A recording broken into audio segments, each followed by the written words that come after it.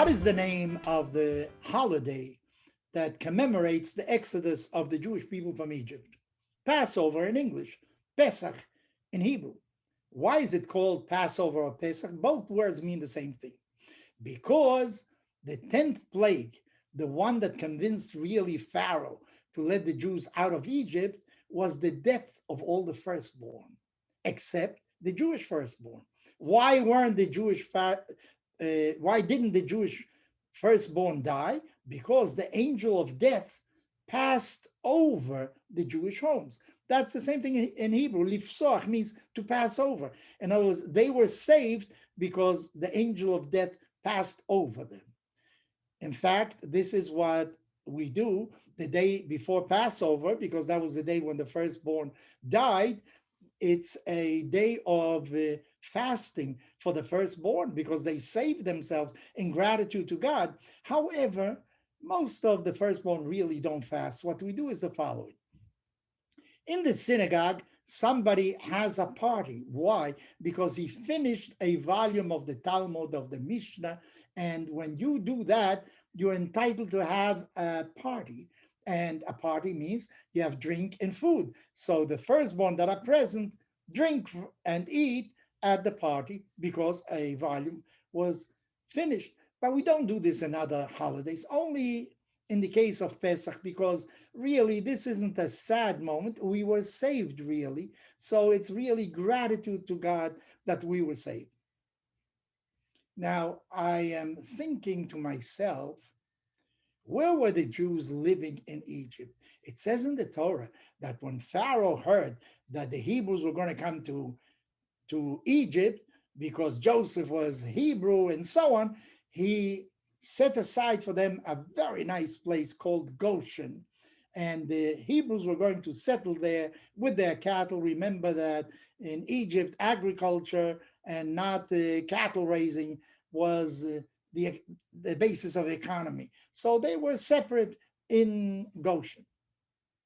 So my question is, why was it necessary to jump over the Jewish homes? They were all in Goshen. So just outside of Goshen, the firstborn were killed, but in Goshen, nothing happened.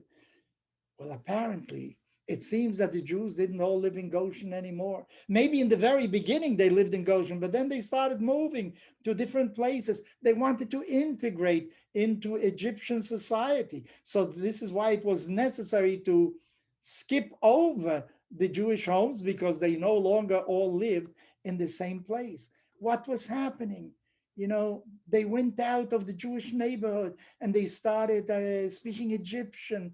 Maybe they were seduced by the culture of Egypt, the advancements in astronomy and what have you, embalming of the dead. They started assimilating into Egyptian culture. This is apparently what happened.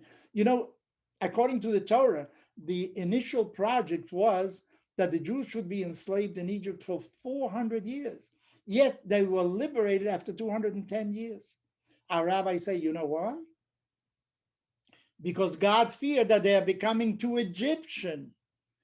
As a matter of fact, our rabbis say that only 20% of the Hebrews left Egypt. 80% didn't leave. 80% became assimilated into Egyptian culture. What happened then?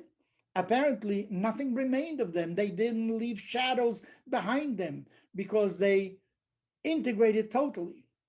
Now, we Jews live in Israel and live outside of Israel. Those that live in Israel, of course, will retain their identity. There's no question about it. More tradition, less tradition. What about those of us that live in a diaspora, that live in an Egypt? What about us? Reality is that many Jews live in Israel and they will stay Jewish, of course. Some more religious, some maybe less. What about the remainder of the Jewish population in the world? What about, and the majority of the Jews still live outside of Israel. What about us? Are we going to become integrated into our respective societies, or are we going to retain our Jewish identity?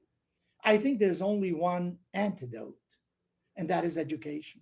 we have to make sure that while we have the benefits of the culture that is around us, and we certainly have to have a partnership with that culture, we also retain our Jewish identity.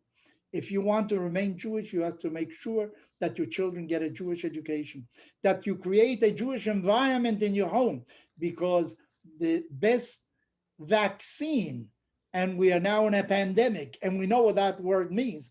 The best vaccine against assimilation is certainly education.